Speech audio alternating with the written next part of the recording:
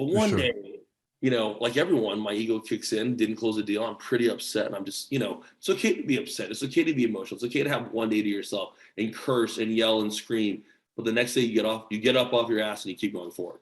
That's okay. We're human beings. It happens to me all the time. I'm like, and I get up and I'm like, gotta keep going. Nobody cares. You gotta keep going. Like, you've already vented. You gotta keep running. It just is what it is. There's a difference between a dream chaser and a dream catcher. Thanks all for tuning in to Dreamcatchers, where we make things happen.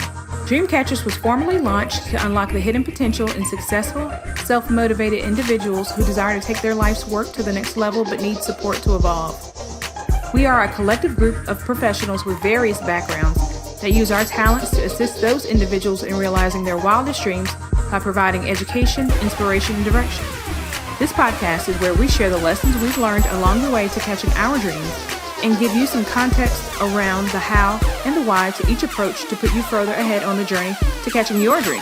Are you ready? Hey everybody, and welcome to the Dreamcatchers podcast. I'm your host, Jerome, and I've got the man, the myth, the legend, David Chen in the building today. David, how are things out in AZ? Awesome, Jerome. Thanks for having me. It's nice and warm over here, which is why I like AZ in November, so I'll take it. Now, when I was messing with you a little bit before we started recording, you're like, yeah, I'm in Arizona today. So I'm sure the listeners are like, what today? What does that mean? So you spend a lot of time on the road. Give the listeners a little bit about your background and what you're up to. Yeah, I mean, I travel a lot to sort of different events and different clients and different, engagements and roles out there. Back and forth between here and El Paso, Texas. So I'm in Phoenix and El Paso. Travel quite a bit. Which you call the proverbial road warrior, right? To the point where the hotels almost all seem the same. The parking, you taking photos of where you're parking at because you don't know where you are anymore. It's an amazing blessing and journey, everything I've ever wanted as a child. But you get to see amazing parts of the world, but sometimes it's just nice to be home too. So no place is home that we have, but it's been a great journey. A lot of people might know me because I, invested in one of the largest esports companies called Faze Clan. 10 billion viewers, 300 million subscribers, IPOing to $1 billion. Hopefully this Q1, just made that announcement on WSJ. Same group that was on Sports Illustrated cover with Bronny James and Kyler Murray. But, I came to this country homeless, man. I was homeless. I ate bugs. We had nothing. We came from nothing. Whoa. Yeah. I'm gonna do the twist. I'm gonna do the twist for everybody. So I had to catch them on the hook so they understand where I came from and how hard this was for me in my life and why this is a Dreamcatchers podcast and why you can do things, right? So I'm gonna go back because I wanted to give you guys that hook. But yeah, man, I mean, I came to this country. I was born in Taipei. We were homeless, man. We lived out of a garbage can. We couldn't speak the language. Mom and Dad couldn't speak English very, very well. Not only did I have to learn how to speak the language, I had to assimilate in the culture, and I had to teach my siblings how to become an American. So it was a real interesting upbringing as a child, man. But it was one that made me who I am today. I wait. You said you ate bugs. Yeah, man, ate bugs. Protein. I mean, we were so poor. You talk about where you came from, and you talk about how like it's not your fault you were born in there, but it's your fault that you can't get out. I mean, I've had every problem that anybody can imagine, man, and I got really lucky, man. I mean, you just need the love from one person. That was my mother who was giving that to me, and no faith. Was picked on as a child. I was a smaller kid as a child. Now I'm like 6'5", but when I was a kid, I was really small. Picked on by my race, picked on because we were poor. Dude, we were sitting at a cafeteria, kids would switch out food. Nobody wanted to switch with me because I had an egg sandwich and that was a good day, right? Or half a hot dog. There was no bologna, there's no pizza, there was no school giving us food, there was no welfare. We literally had nothing, man. I mean, literally nothing. And my parents worked in the restaurant and worked really hard. And I tell them the story, like, and it's recently the story has just come back to me, which is kind of weird. I was looking at a Captain America toy figure probably about a month ago, given to one of my nephews. And it just brought back this memory when I was a kid. Maybe I'd been 6 or 7, and my parents took me to the restaurant that they were working at, hid me in the coat check room, gave me a water, gave me my Captain America toy and told me to STFU and not say a word because we were at work and they had no childcare for me. So I sat in a corner very quietly for many, many, many, many hours. But that's the type of life I had, man. And it's an amazing thing because you see how hard your parents worked, and my parents didn't get along. My dad was a very difficult person to deal with back in the day. He's overcome a lot of his issues, I think. But now he's one of my best friends. I love him to death, and he's a great guy.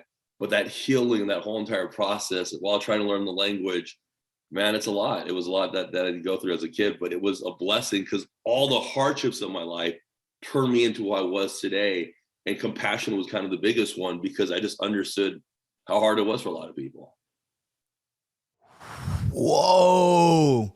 All right. So there's so many places I'm gonna go. I hope the lady, you people listening to this thing, we about to have a great interview here. So, all right, I'm looking over your shoulder and I see pandas on people walking across the street, or maybe it's pandas walking across the street. Yeah. What is that? What's going on? Well, it's funny. Panda's kind of the brand that I kind of came up with. So now anybody who goes to a Panda Express or sees a panda bear randomly, they'll send me photos. And, and I like pandas. I mean, I just feel like they're universal, right? They're, they're friendly, they're universal, they give hope. And so that was kind of my thing. That's a photo from Abbey Road from one of the advertisements we did for one of our companies that we have. But it's an amazing, it was just an amazing branding idea that we came up with, and it's worked ever since. Wow. All right. So what does panda mean to you? It's a universal person, right? Compassion and love. And, the Kung Fu Panda thing kind of made it cool. You don't want to mess with them if you don't need to, but compassion and love is everything, and doing the right thing and trying to guide people and just trying to be friendly with people. I think we lack a lot of that. I think a lot of us have our own opinions, and all our opinions are very validated because they're our opinions. But at the end of the day, the reality is, I mean, that's what makes things so great, is your ability to work with people from different parts of the world and different stories and learning from them. And at the end of the day, you learn one thing. We're just all people trying to make it. That's it. Everyone is just trying to make it. That's it. I'm coming for you now, David, because you said you're in the venture space, right? Venture capital, you're investing in companies, going to IPOs, and you're talking about compassion and caring and love. Those two things don't exist in the same space, do they? They do. They absolutely do. And that's what makes things different nowadays. You look at traditional Wall Street, and you look at the world, and you look what happened to GameStop and Reddit. It's the people who are gamers, this youth group, that the things that me and you were told are a waste of time as kids, and now it's taken over the world and entered different universes. It's the ability to touch 1 billion people's lives, or a third of the world, at games, and show them the right way and the right pathway. I mean, it's instantaneous access. It's no longer me playing basketball. I walk on a court. I'm a pretty decent player, but I'm 6'4", 6'5", and I play someone who's 6'10". I'm not that great of a player anymore. There's physical issues. But with gaming, and the reason I got into that was that takes it all away, right? You could be a male or female. You can be whatever race you want, whatever you believe in. But if you can game, you can game. And there's varieties of games with different skill sets. So now it becomes a very universal thing. And what ended up happening was, I invested in this company in 2017. It was called Faze Clan. They had 10 billion views, 380 million subscribers. And they had, at that point, I put them in a Super Bowl commercial, and they had A-Rod and Charlie Sheen in this commercial, the Planet Peanuts commercial. And my man, Gary, he's a good friend of mine, and we kind of did this one together. And what ended up happening was our guy had more engagement than A-Rod and Charlie Sheen did combined, and he was there for 1 second in the background. 1 second. Now you run these numbers, statistically speaking, and you start to realize that the youth groups from the 35 and under are the big buyers and big suppliers. In fact, they're the movers and shakers. They're the lifestyle people. They're the reason that we are who we are now and doing what we have to do. So if your ability is to be able to connect with them through gaming and esports, then you've done your job. And through that, we created the North American Collegiate League, which is a league I own. That's in 220 universities in 30 countries. We've taken 12 people pro. I mean, kids that our first League of Legends tournament, we had a kid sign with Drake's 100 Thieves, like his Drake's team. Like, I kid you not. There's 180 universities that are giving out scholarships for esports. We run combines, we teach. I even teach at universities, tournament design, tournament management, brand and sponsorships at SMU, one of the top universities in the world. And I teach esports because it helps bullying. A lot of these kids during the pandemic were suicidal. It helped them with that because they could talk to their friends. And I'll tell you this, I grew up in the 90s. From 9 to 3, that's when you get in the most trouble, right? That's when a lot of bad things happen. Would you rather have your kids go out 9 to 3 or sit at home and play video games and talk to their friends from 9 to 3? Simple question. With your friends. That's right. Because they're sitting there and they're talking to their friends, they're engaging on it. So I finally found a pathway to reach 1 billion people from all walks of life by gaming. And then I was an ex-Deloitte managing partner, the youngest in the world at a $46 billion company. And I switched to that into private equity and got into gaming because we could help people, man. It is the most rewarding thing I have ever done. And you can hear it in my voice, and helped kids from all around the world. I don't care where they came from. As long as you have a phone, you can game. That is the people that we're touching, and that is the outreach that we're working on. Yeah. Wait. So you're telling me you went from eating bugs to Deloitte to private equity to running game leagues to lecturing at universities around the world to having your own, helping people get scholarships to play video games? Yeah, man. And I'm a kid from El Paso, Texas, man. I mean, this is how great this country is, man. This is how great life is. It's just, you just got to do it, man. I mean, dude, like when I graduated high school, I got to tell you this story. I went to a really small school, and it was a private school. My parents worked really, really hard. But this is, again, when I grew up in the 90s. So 7th grade, I'm about 13. You and I know what the problems are around there in the 90s, right? 93, 94. So it was a hard time for kids that grew up in the 90s. And I recognized real quickly that my parents had worked too hard, and that wasn't the life they wanted me to go to. So I went to this private school, and my parents worked really hard. I mean, that time we didn't own our first home until we were 15. So let me put that out there right now. They really worked hard. And I really admire my parents because they had their businesses in Mexico. They had their business in the US. They could barely speak English, and they had to do it in 3 different languages to talk to clients and cross the border every single day to our lines.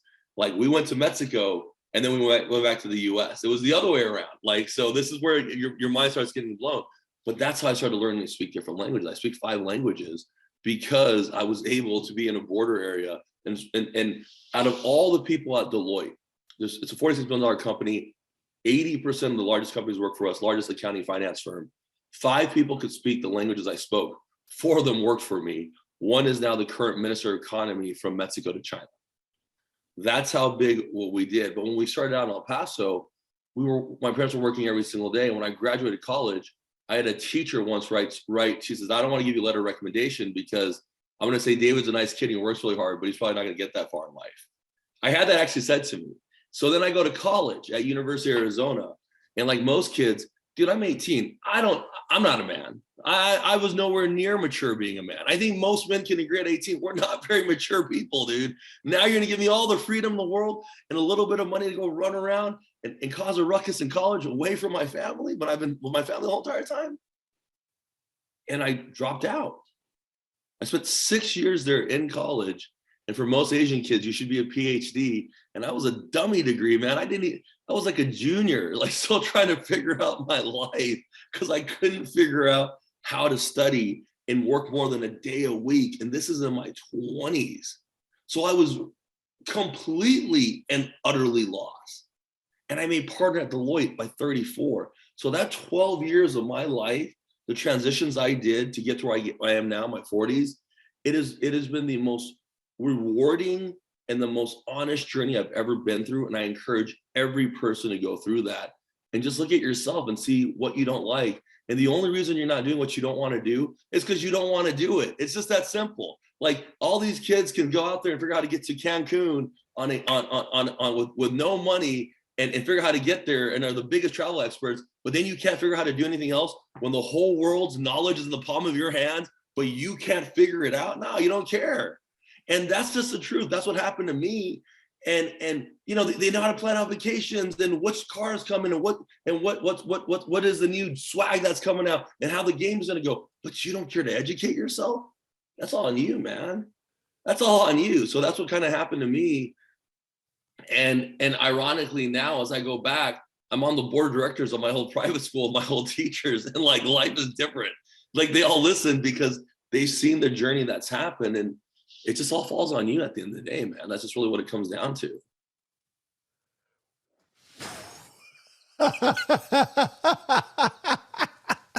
Get him, brother. Get him. All right. So I don't understand. Like I'm baffled, right? You're a partner at Deloitte. Why would you ever leave? You made it. That's the American dream. And the people all the people who say you wouldn't do it, you did it. Pinnacle in your 30s. There's an interesting thing that happens when you make it in your 30s at Deloitte. Remember, when I pulled up Deloitte that day, I'm a college dropout, and they weren't happy about that. So I made partner at Deloitte as a dropout. Yeah, and let me tell you that. Yeah, the one you didn't finish. I didn't finish. Come on. No, man, I didn't have a chance. How can you lecture at a university if you didn't finish? Because I am a global expert in what I do, and that is my point. There is no spoon. I keep trying to tell people this. Who says that you can't do that? I did it. Who says you can't be a partner at Deloitte, no degree? I did it. Who says that you can't make it work? I've done it. Like, I'm not any more special. I'm living in El Paso. My parents didn't go to college. I came here, freaking homeless, and I made it. And I'm struggled every single day. Don't get me wrong. Like, I grind as hard as everyone else. I work as a 20-hour day still. I really put in the journey, but the difference is I enjoy it. And what happened in my 30s was it was dark, man. I had my Lamborghinis and I had my Porsches. I had everything, but I didn't have happiness. I was losing my parents. My dad and my mom are going through issues. They're about to divorce. My dad was going to the family. My mom had her eat, pray, love moment. Me and my fiance, my girlfriend at the time, we were broken up.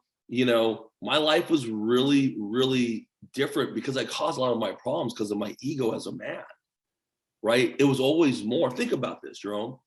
Why do we want the next best car? Is it because we need the next best car? No, man, it's because our friend got it and we want to prove it. So then I'm sitting here one day with one of my good friends, and he's in the middle of a divorce, and he sits there and he tells me he has a Lambo and he has a nice car and another nice car. And he goes, man, I want to get the Huracan. And I said, why? And he goes, well, because this car I always wanted. And I said, I'm gonna just say Steve as his name. I said, Steve, when you were in your 20s and you first got the Lambo, didn't you just say you made it? And he goes, yeah.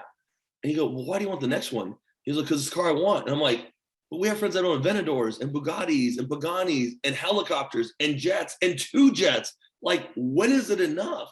And that's when people say you do things for other people that don't matter. Like, if you genuinely like the car, then buy it. It's your car. Who cares? But if you're doing it to impress other people, you put yourself in these holes, but you don't have the operations or the time to do it. People do it in business all the time. You have one business, you open 3 because it's an ego play.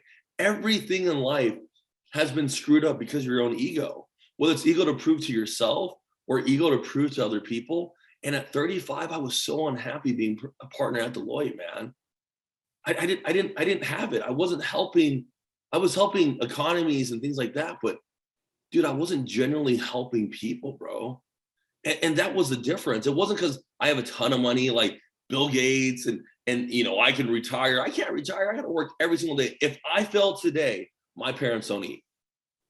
If I fail today, no, come on. Yeah, it's the truth. If I stop working, I don't have a backup. I am my backup. And for most people out there who are living in fantasy world, you're your only backup. So what are you doing?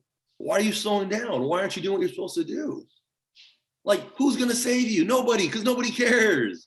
Nobody's going to sit there and you can watch 1,000 motivational videos and they can hit you and you're still sitting there being lazy as hell because you don't care. It just doesn't matter to you.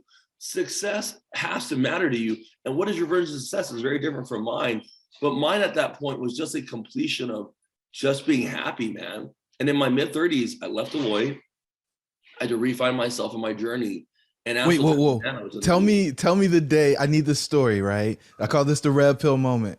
I got cars, I got houses.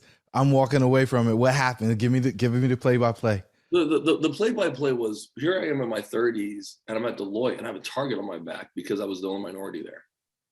I have a target on my back because I was the youngest guy there. I have a target on my back because I didn't graduate Wharton, and I didn't graduate the Kellogg School like everyone else did. And I had a target on my back. And when you do new things and you shake up the old, and that's in any industry, you will have a target on your back. You think accountants are very political? They're very political. Like, they have to be political, right? That's just the reality of the situation. And I just remember it was one of those days where I wasn't getting the support that I felt I needed. A person that I entrusted, I mean, it was still some grimy stuff, became the head of the Asia division. Turns out that he's been trying to get me out of the company, even though I brought him into the division. And so thinking where I was in my life and thinking about how the situation was, and because I was in Mexico, I had to leave. I couldn't do it anymore.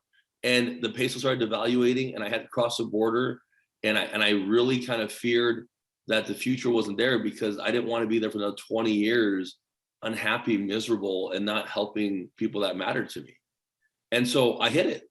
You know, the thing about being on the top, you know, in a firm like that, or any company, is you have to fight to stay on the top, right? If you look at the disproportionate of 1%ers, and you look at Jeff Bezos at 190 billion, and you look at Oprah at $1 billion, like, there's still this much of a difference, right? Elon Musk is here. So from anyone that's a millionaire, like, you can see the difference.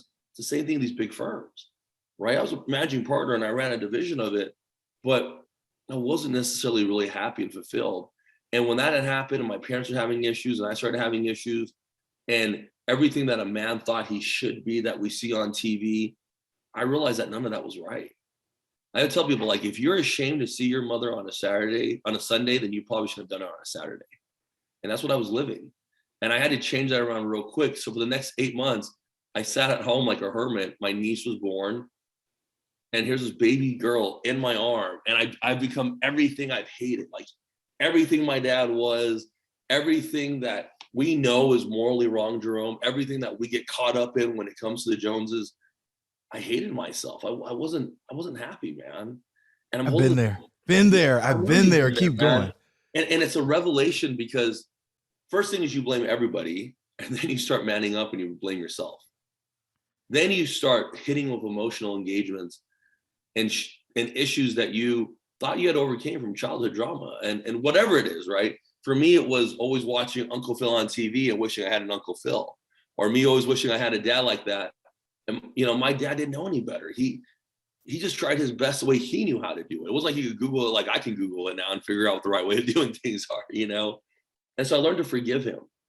And I realized that my grandpa wasn't the greatest dad either, but my grandpa, he overcame communism and 2 wars. And so his life was hard. And my great grandpa didn't even exist because he died when grandpa was 2. So who do I blame? My dad, my grandpa, my great grandpa, or me as a man? I have to break the cycle and stop it. So with a lot of help of my fiance, I started breaking the cycle of things that I knew were right. I knew that morally weren't right. I knew that if my kids would see it, I had to break that legacy. When people talk about breaking the generational curse, we're not just talking about money. We're talking about the way you handle yourself as a human being, as a man, to be better. And it doesn't matter if you help one person. If one person helps another person, the world's a better place. I don't care. But through gaming, I can help people much more quicker because I have a voice, and it really does help the kids. And so I tell them the story. I tell parents my journey. I tell Asian parents my journey. I'm an Deloitte managing partner who's in gaming. You know, I tell athletic directors that, the team that I bought into is on the cover of Sports Illustrated, but I tell them the honest truth in the journey. And I think it helps because it gives them a different way of looking at things that most people don't look at, man. That journey of finding yourself is the most beautiful and the most hardest thing you have to do. And I look at myself quite frequently when there's a problem and try to assess and see what I did wrong to be better. But isn't that what life should be about, is being better and helping people become better? And so when you ask the question of, well, can you get there and still help people? The answer is yes, because it makes gaming esports a real thing, which means all the other esport teams who I know are giving us high fives and hoping that this is the next level, because it gives the majority of the people, 67% of the world that games, a voice in the world, and it gives it monetary value. So no longer is it a waste following your dreams in that. And that's where I find the completion of what I've done. Beautiful. I appreciate Beautifully put together. I mean, the amount of thought and work that had to go into being able to process all of that and then present it to the world in a cohesive and congruent manner that's just poetry, my friend. So you walk out because you felt like you were in a hostile territory, and you say, you're still working 20-hour days. So you don't say, I got enough money, I'm good. You go through this 8 months of reflection and recalibration. And so I mean, I'm basically working the whole time too. Don't get me wrong. Like, I'm working. I'm not sitting there in some 8-month journey because like with no money. Like, I'm working every day, but on my time off, I'm really trying to think of who I am. And that's the hardest part. Like, I don't think people understand when you hear these two wolves, right? The way we were taught, the way that we're taught in society, the way we're taught now is get known, get seen, get known, get seen, get known, get seen. And then our validation is likes and comments, likes and comments, likes and comments, likes and comments. And for anyone to tell you that when they see 4 likes, it doesn't hurt their feelings, they're full of crap. It sucks. Nobody likes it. I don't like it. Nobody likes it. And going from there. But the value is you don't know what those 4 people who are watching it, how much you've impacted their lives. So I get messages from people and they're like, hey man, you totally changed my life, on a post that I thought nobody in the world was even paying attention to. I was like, no comments that one day, right? You just don't know how you can help people by putting yourself out there and being honest with them. And so when I had to go through that journey of trying to figure out what I was going to do and who I was, dude, I was scared. I'm still scared, man. I still don't want to make these bad mistakes, but I'm trying to let everyone know it's normal. Like, you can be at the top of your game. You could be 6'5", you could overcome everything. I'm 280 pounds, I'm a big, massive man, and still be really concerned because we don't talk about that stuff because we try to make it not a normal thing when we're doing it to our closest people that we love. So I talk about it very openly to people on podcasts and businesses and speeches because we're all going through it. That's the crazy part in one form or the other. There's no one who's 100% sure about themselves. I mean, I have friends who are Mr. Olympias and they ask questions all day long. I have the smartest people in the world ask questions all day long, but it has to be a journey that you're happy and proud of. And that's what I had to go through, man. And it was, it's something I go through every single day now. I still have to go through it and think about what I've done in the past and how I can, change it and be a better person. But at least I'm trying and it matters. And that's why I encourage a lot of people to do that too. What's up, tribe? It's your host, Jerome. I just want to let you know that we put together a free 15-point checklist for exiting the matrix. Jump on over to dreamshouldbereal.com in order to pick your free copy up. Let's get back to trying and it matters. So, what would you say your gift is, right? Because some people are still scratching their head. They're like, wait, he didn't graduate from college. Like, how does he become the managing partner for a division at Deloitte? And then how does he figure out how to do the next thing? Because you go to private equity after that, right? Yeah. Google. I'm not even joking. Like, I'm a crypto expert because I Google and watch YouTube. I am a esports expert because I did the same thing. I am a trade expert because I read and did it. That's no different than getting an education at Harvard. The only difference was I picked and choose what I wanted to learn, and I was always curious. And that's where it gets interesting because I've done it in 5 different industries 5 times over, right? 5 times over, I've done this in 5 different industries. And we're pretty successful in those industries because I learn it and I make my mistakes, but there's certain templates. And let me explain this to a business person. Let's just use a restaurant as a simple example. You go to a German restaurant and you go to a Chinese restaurant and you go to a Mexican restaurant. And let me tell you what they all have. They all have appetizers. They all have main courses. They all have desserts. They all have drinks. In business, it's the same template. Cost, ROI, marketing cost, what your net profit is. It's the same template. The only difference is what you're putting in there, right? Tacos, kung pao chicken, whatever. Life is the same template. So in every business, you have to do the same thing. Customer service is number 1. Understanding your customer and truly understanding them in a deep dive is what's going to make a difference. And that's how I became partner. If it was due on the 1st, and I am the person issuing the service to the client, most people are like, well, you didn't turn on the 1st, so that's your problem. That's not being service. That's just being a jerk. Service is on the 15th calling them before it's due and saying, hey, we haven't received the information. Can we help you with anything? Service is following up the following week and talking to their general managers and their CEOs and saying, look, if you don't have this, this is going to be a penalty for your company, and so is going to come and get you. That's service. The day before it's due, you're making sure that internally people have communicated with the client so you have it done by the 1st. That's service. Most people are like, here's my money, it's due the 1st. I'll call you on the 1st. If there's a problem, we'll talk then. That's not service. That's just being a freaking jerk. That's terrible business. I learned just to give service, and I gave more than I ever had it. When people talk about abundance, like when my clients were flying from Deloitte, they're from another country. Think about this. They don't know anybody. They need friends. They want, well, I'm your friend. I'll show you around. Sure.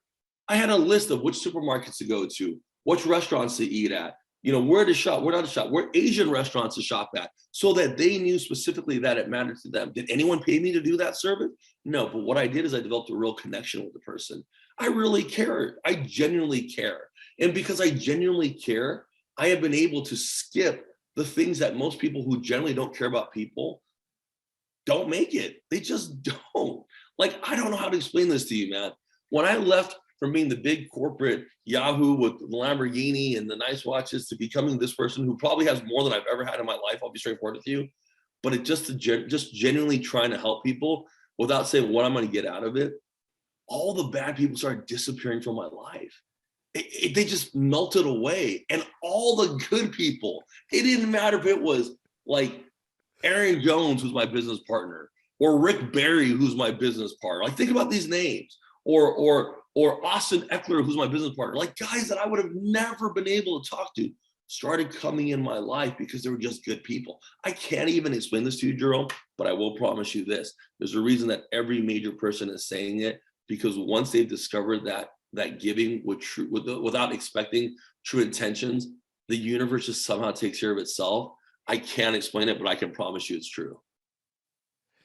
So I've struggled with that, right? Because if you're surrounded by the wrong people and you do that, you just end up empty. Mm-hmm. And then when the right people come into your life, the ones who want to actually create mutually beneficial relationships, you can do that all day because it's coming back and it's coming back in droves. And I was that guy who was just giving. And I was the guy who cared too much and all that stuff.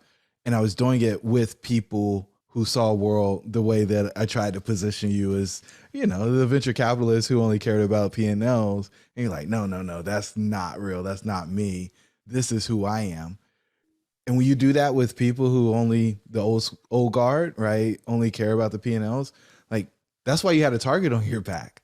What you're describing with your experience in corporate was because it was the old guard that was running that. And now you're in this space and place where you literally only spend time with people you enjoy. Yeah, it's a blessing. And, the thing about having a target on your back is we'll all have a target on our back. And change is the scariest thing, man. Like, there's a study that said that 80% of people don't do anything because they're afraid of change. Like, that's the hardest thing to get over. But how do you get rid of people that matter to you? Well, what about them? What about you mattering to them? Like, that was the hardest thing for me to understand. Like, if I matter so much to you, you didn't want to be a friend with me anymore over $1,000 of an issue. That was the value of me towards you. Well, thank God it wasn't when it was $20,000. You didn't want to be a friend of me because you couldn't communicate. So, because you thought I didn't like your idea. I loved your idea. You just didn't communicate with me properly. And that's what happens. That's an ego issue. And I'll explain to you why I think it's an ego issue. It's an ego issue because it's an ego to stay and an ego to go. You have an ego that you have to stay here and prove that they're right. And you also have an ego, well, if I let them, I'm going to let them go because I don't want to be with them anymore. Think about what I just said. It's an ego to stay and an ego to go. Now the question is, which one's greater? Because it hurts you in the end. So let them go. I mean, like, there's 7 billion people in the world. The average person has a friend for 7 years and that's it. Being mutually beneficial or helping somebody on the road and then they move on to their journey, that's okay. That's okay. You taught them something that they could go on the journey and they'll teach someone in life. And maybe you'll get the recognition, maybe you won't. And I'll tell you the most easiest way I dealt with this. I'm sitting out there one day and I'm donating $1 to someone who needed $1. And my friend looks over at me and he goes, "Hey, bro, you know what they're going to do with that, right?" And I go, "I don't know what." And he goes, well, they're going to do blah, blah, blah, blah with it. So I looked over my friend, I said, whatever you believe in, but between what I believe in and myself, I gave that with good intentions for him to do something good with it. Whatever he does it with himself and whatever he believes in, that's his problem. But my intentions were good, so I don't have to worry about it. So if my intentions are good and some schmo says I'm a crook, oh, well, then I'm a crook to you, then you move on and I move on and keep doing what I'm doing, because it doesn't matter what you said to me. My intentions weren't bad. Now, if anything you said hurt, because my intentions weren't 100% pure and true, and now it starts grinding at me a little bit. Now my ego starts coming in place. Now I have to defend it. And the reality is, it just isn't. I don't care. I mean, it's not that I don't care about the person. It's not true. So why do I have to care about it? That's the difference between me now, I think later in my 40s than I was in my 30s and my 20s. I'm just more aware of things that matter and things that don't, and that just doesn't matter anymore. So when you did that self-reflection, you became more aware of yourself. And through that acceptance of yourself, because you were aware of yourself, you come to this place where it's like, that's important, that's not, very easy, move on, next thing. And I think you're probably solving bigger problems too. So the things that may have taken energy in the past, there's just no capacity to deal with them because of what you're spending your energy on. This is crazy. Okay. So you're literally telling me that you figured out how to be a VC by Googling it? Is that like, come on. Crypto expert, gaming expert, Googling it, man. Research. That's what I'm saying. Everybody's a travel expert. Why? You know why? Because it matters. And it's just that simple, right? Everyone's, for those people who know everything that's going on in the world of gossip, they're all gossip experts. Well, you're an expert in something because you spend an infinite amount of time researching, understanding, and being part of that. What's the difference between doing that and reading about how crypto works, or reading how NFTs work, or reading how anything works? There's no difference. The only difference is you just chose to go on the site or not the site. It's all by choice. So there is no, oh, I can't learn this. Dude, I have ADD, right? I have all the problems everyone has. didn't have a good childhood with my father, man. I grew up in the ghetto. I mean, I didn't finish school. I was picked on for my race, man. I mean, I can go on and on and on and on and on and on and on about every problem that everyone has. And let me tell you what the big answer is: big boo-hoo. Nobody cares. And I'll tell you why nobody cares. Because you have to fix it for people to care. So then you can be here and tell your story to let other people know, dude, you can do it too. There is no special ingredient. There is no magic pill. It is really a choice of getting off of your ass and figuring out how you want to live your life the rest of your life, and being consistent with it. That's it. If everybody leaves you because you're doing the right thing, then you did the right thing. If you want to learn, then learn. I mean, it's on your freaking phone. Like, I don't get why people think it's so difficult. It isn't difficult. Where do I start? Start with, where do I start on this subject? That's how you start. Like, it's so mind-blowing to me, the amount of education, and we're covering our eyes. We're like, well, video games is a waste of time. No, it's not. Ask your kid who's influencing them right now. Ask him how big the team that I'm part of. They just did a collab with Batman. With freaking Batman. We're in the freaking DC universe. It's $1 billion IPO. And this is one of my investments that I came in esports. My point is, there's a whole world out there that you can still be the cool kid that you were, still watch Iron Man, still play games, still do business, and still connect with children and become that person that you wish you always had, but you never had. Jesus Christ. All right. So, man. Okay. How did you change your network? Because Deloitte's position does one thing for you, but when you walk out of there, it's a totally different world. Yeah. And you couldn't use Daddy's network to get to the table. You couldn't, like, how, outside of being nice, I know you're going to go there, but give me more. What is your objective when you're talking to somebody? Let's talk about the two types of people you're talking to, right? Everybody has an objective. You have 30 seconds to a minute to close that objective. You go to the bar, you want to talk to someone, get the phone number, you have 30 seconds to do it, right? That's really what it is. You want to do a pitch, you have a minute to do the pitch. Everybody has an objective. What is your objective when you're talking to somebody? Everybody. My objective today is to be on your podcast and spew information and questions you're asking me. So I've completed my objective. Your objective is providing a good podcast. You completed your objective. Most people don't go into things thinking they have an objective. They just walk in and out mundane and no focus on what they have to do. If my objective is I have to do this every single day to make partner, then I'm going to do this every single day until I make partner. But at least I know what my road is and where I'm going to end. You don't aimlessly run around the United States, very few people do, and say, hey, I'm going to figure out where I'm going to go. In the real world, it really doesn't work that way, right? You have the time that you go and come back. You know what your objective is.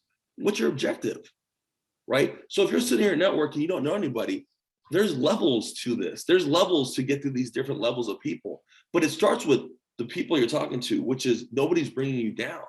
Let me tell this to this, what I tell people. Most people will give you an endless amount of shit because you want to start something. So when you finally start doing something, like, right, they'll give you a minute out of it. You have to figure it out. You're learning, you're educating, you're motivating. And the first thing in your mind is, I'm going to do it. So then you start doing it. And now everybody's an expert. Everybody has an opinion on your show, on how you're doing things, the guy that didn't believe in you has it, the guy who kind of believed in you has it, and now everybody has an opinion. Then when you finally make it, everybody who sat there is now saying, wow, man, Jerome has changed. He's made it. He's not the same type of person he was back in the day. And then when you retire, it has been. So if it didn't make a difference when you were thinking about it, when you started it, when you made it and retired, then who cares about their opinion? Because you're never going to please the haters. I don't even feed the trolls. Move on. I don't even care. You don't exist in my life. It doesn't matter. You're not messing with my chi. Why should I give that to you? I have people I can help. My energy is, we only have 24 hours a day. We all have the same 168 hours a week. We all have the same 168. You don't get one more minute than I do, unless, God forbid, something happens physically. But you just don't. So I'm going to donate my energy to someone who's negative and screw with me? When I got 3 hours, I can help someone else that's positive, and I can help 7 more people that will overcome that one idiot. Why would I want to live like that? So when you network, you out of 99 people, you're going to talk to 1 or 2%, but you have to find meaningful relationships with meaningful people. Anybody can talk about a big game and how they're going to make all this money and all this. Dude, I sit there and listen to this all the time. It doesn't matter.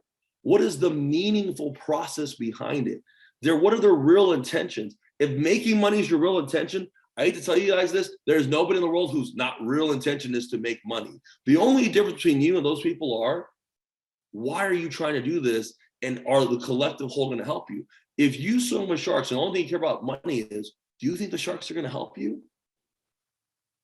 But if you're working with people that want to collectively help you and build a bridge, then you're building it together. You've seen it with epic sports teams. Top players leave one team to another team. They can't buy it in the system. They don't want to work. They don't win championships. Egos break it up. Rest Kobe, one of my favorite players, and Shaq, but they said together, there'd have been 10 championships. The ego of man is what kills a man. So that's what it was. So when I go back to networking is, you don't need to hang out with the coolest guy and the biggest guy. This happened to me at a recent networking event. Nobody knew that I invested in Faze. Nobody knew I was big in esports. Nobody knew I was teaching. I go to this event. I do an interview. I'm sitting there talking. By the end of it, everybody hit me up after they realized the things that I've done. But I didn't just sit there and pound my chest, let everybody know who I was. It didn't matter. It was irrelevant. The relevancy is I have meaningful connections with people that wanted to know who I was. And then that's the people I'm working with first. Not the people who figured out who I was and then want to work with me. There's a big difference, right? Meaningful relationships develop meaningful things. And so were you intentional about who you reached out to? Like I'm lost because ascending the ladder, like, I mean, you've dropped some major names on this podcast, right? And not because you're a name dropper, but those really are your friends. Like, I suppose if you pick up and look at your text messages, they're right there. But like the ability to get access to those people, because you talked about the levels. I have the answer now. The answer is this. Everything's a level. To get to level 2, you have to complete level 1. That means you have to treat the people at level 1 normally and good. You don't know who they know. You don't know if they know someone from level 99. You don't know, people discount a lot of people because of where they sit. I try to treat everybody the same, whoever you are, because you all have value. We're just in different phases in our lives for this value. So if you, as you get higher in levels, like in sports, you have to start making less and less mistakes, right? You play pro ball, you can't make the same mistakes you made in college and you did in high school. You're leveling up. So you're learning and you're training yourself. So as your networking levels, if you treat everyone right and respectful and don't say things you can't do, or don't connect with people that you already question about, like your gut already knows is wrong, don't connect with those people. Follow your gut. These people eventually lead you to other people. And by treating everybody right, the levels start increasing, they start reaching out. I didn't know that my partner knew Rick Barry. I know that this guy knew that guy. I treated this guy so well and did good. And that 2 years later, he tells me that Rick Barry is his friend, and Rick and I become business partners. But you see, my intention wasn't, oh, I know you knew Rick Barry, so let me go figure out how to become your friend for 2 years. Oh, it's been 2 years, you haven't just met Rick Barry. A lot of people do it that way, and it's the wrong way. Whereas me, it's like, yo, I want to genuinely get to know you. And that's what I mean. If you treat everyone nice, your network becomes bigger, because nobody will introduce you to someone else, especially if my name's online, if you act like a dick. It's just that simple, man. I ain't introducing you. I don't care who you are, because it's a reflection of me. So when I talk about abundance and really being nice and really giving it out and dishing it out in that positive aspect, that's what I mean. And think about it. They'll start to other people and other levels, and eventually you still have to maintain your value, your worth, the things you said you're going to do to get to those levels. And that's how I got into Faze. I had nightclubs when I was at downtown, and when I was at Deloitte. And I had this DJ, his name was Clinton Sparks. This guy produced for like Lady Gaga and like all the major artists. Big name. So for 10 years, we just stayed friends. There's nothing out of it. Facebook comments, say hi there. I'm so glad I paid him when he DJ'd for me, right? Like, did it the right way. He tells you a story that the next day when I met him, he's like, the first time he's ever DJ'd, I asked if he wanted to go to breakfast and just talk. And he was like, no one's ever asked me that. So he's a big name. We're sitting there talking. 10 years later, after friendship, he's the one who calls me in and goes, hey, you're interested in investing into this company? And I said, sure, I'd love to do it. 10 years of no idea that this was going to lead me to my moment of my life. And for 10 years, I was just being honest and a friend to him and wanted nothing from him. This big DJ is producing Gaga songs and Bieber songs and Khaled songs. We're just friends. And how that happened was I wanted to invite him to breakfast because he was at my nightclub spinning. I had no intentions out of it. I just wanted him, thank you for coming. I know you're a big DJ. Let's have some breakfast. And he said yes. And for 10 years of just good intentions and friendship, commenting, saying positive things, he calls me to invest in this, and it changes my whole life. That's how it works. Good intentions, man. The funny part is there's no way to hack or shortcut that. You literally have to be a good person in order for those things to happen. Yes, I love that. Amazing feeling, though. You can't hack it, man. Like, the best thing, and I don't have that much time, but I'll tell you, there's a catch-22. Ego always does kick in because you're trying to do good things. And one day, I'm killing it. Like I'm working harder than I've ever worked. I'm more tired than I've ever been. I mean, I've worked so hard, Jerome, the last 3 years, harder than I've ever done at Deloitte and anything else, to do this esport mission in my life, right? To help people. And I might honestly be making more money I ever made, but I'm pretty freaking happy. And you can tell that, right? Like, but one day, like everyone, my ego kicks in, didn't close the deal. I'm pretty upset. And I'm just, it's okay to be upset. It's okay to be emotional. It's okay to have one day to yourself and curse and yell and scream. But the next day you get up off your ass and you keep going forward. That's okay. We're human beings. It happens to me all the time. I'm like, and I get up and I'm like, gotta keep going. Nobody cares. You gotta keep going. Like, you've already vented. You gotta keep running. It just is what it is. And it's about karma. And my best friend, who I mentee, he told me something that reshaped the way I thought. He goes, Dave, the thing is, karma, the way you've taught me is it comes back to you. But the problem is you don't dictate when karma comes back to you. You can't control it. You don't control it. And at that very moment, I said, whoa. I said, the student outhought the master, number one. But number two, it is so true. When you talk about the giving, that 10 years it took for me to be Clinton to be part of this, or the 2 years it took me and I was friendships with Professor Matt before I started teaching at a university, or all the things that are out there. The intentions exist with no intentions of trying to get anything besides just providing the value, the most I can give you right now, and continue to help you if you ask for the value.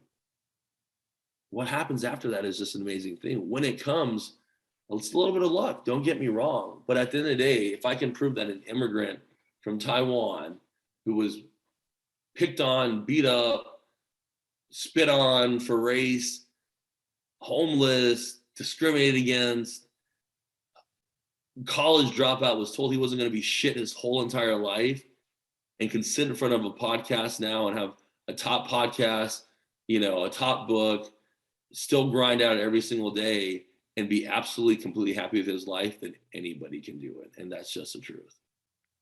It's just up to you to want to do it. That's all it comes down to. Want to do it and be willing to do the work. Those are two of the most important pieces that you've pounded in our head in this episode. You've painted a picture that is available for everybody, and I agree with you 1,000%. But there is no shortcut. There is no hack. It's the work. It's being a great person. And if you do those things, then the other things actually show up for you. David, man, you are a dream catcher, man. I'm so grateful that you were so generous with your time today. I am just baffled by the story. I don't think most people have any understanding of what it feels like to eat bugs, right? Like where you take this to. Now, I've been to Mexico. I've had some annex, right? I thought about eating the crickets, but they're good too. Yeah, they still had their heads on. It was a little much for me, right? But that was considered a delicacy when I did it. But to have to do it, right? To not have a choice, and then to realize you do have a choice, and to make that life. You said living in fantasy world earlier in the podcast, and I was like, wait, what is he talking about? You've made your fantasy a reality. You're living, you're social proof that it's possible for us, and it doesn't matter where you start, man. So again, thank you so much for jumping on with me today, and I look forward to learning more from you, my friend. Thank you. Can I leave everybody with one final thought? Final thought and how to learn more about you too. Awesome. So follow me on social media. It's David Chen Panda, PNDA. Pretty simple. I hope you join our podcast as well. We've talked about that. But you're a survivor. And I say this with all sincerity. If there's anything you learn from this, is you survived 100% of your worst days. Now think about that. Every time your heart was broken, death, heartbreak, you couldn't make it, you pulled yourself up, and you're sitting here listening to this podcast, probably on your $1,000 phone or your $2,000 computer, which is really more money than 99% of the world has. You've been blessed. You've survived every time that you didn't think you failed, and you were embarrassed, and you got back up and you brushed it off. You survived every single heartache and pain and suffer, and you brushed it off and you made it. Everybody's a survivor, which is why you're going to make it. So stop being so afraid and just follow your dreams and do the right things, because you survived 100% of your worst days. And that's that. Love it. I love it, man. David, thank you so much. To the listeners, your dreams should be real. We'll talk soon. Thank you for joining the tribe today. We would love to hear from you. Please don't forget to rate, like, and share. Perhaps someone you know could benefit from what we've discussed. Until the next time, remember that your dreams should be real.